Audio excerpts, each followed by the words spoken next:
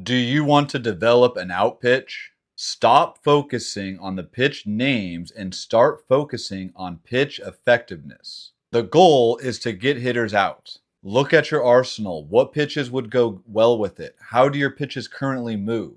Then, when you try to learn another pitch, notice how the ball comes off of your hand. For example, if you're trying to learn a curveball, you want top to bottom spin, but let's say you're getting gyro spin like this. Now, we could definitely keep trying to learn that curveball, but for some guys, they're naturally going to throw a slider. And instead of despairing that they can't throw a traditional curveball, lean into what you are doing and the effectiveness of that pitch. Throw it in a game right here, and if it naturally has more gyro spin, it's a slider. Throw it hard and get hitters out. In other words, we don't want to force a specific pitch type. I'll give you an example. We had a guy on one of my teams who was just great at getting hitters out. He didn't care how he did it. He threw a little slider and then that turned into a sweeper. He didn't care about the name of it. Then he started throwing a little two seam that turned into a demon sinker. He didn't care about the name of it. He learned that those paired well.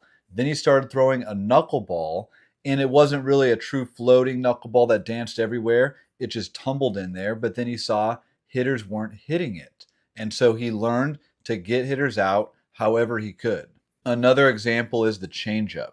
I always see kids wanting a changeup to be spinning like crazy UFO spin, but the reality is not everyone's going to have the hand size or the pronation to do it, but there's always a changeup that fits with us. So for example, Trevor Hoffman threw his like a palm ball. He didn't get tremendous movement, but he had great deception. It was a good speed difference, and people and the hitters could not figure out his arm action. Another example is a cutter.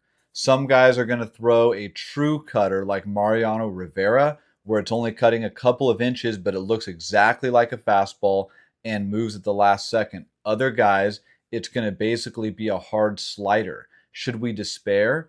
No, we should use whatever we have to get the hitters out. Let's think about it. Hitting is about timing. Your job as a pitcher is to disrupt timing.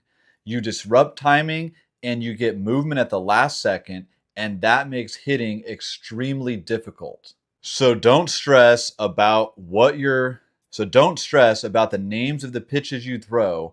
Rather, think about their movements, and then you can name them whatever you want to help classify them for other people. So if I throw a pitch right here, it's got good downward movement, then I'm classifying it. Oh, I throw a curveball. It spins a little bit like this, sideways more. Maybe I say I throw a slurve. But you're trying to throw a pitch that's effective to get the hitter out. You're not trying to fit into a certain pitch classification.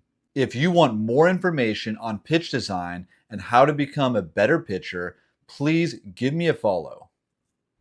Please subscribe to this channel.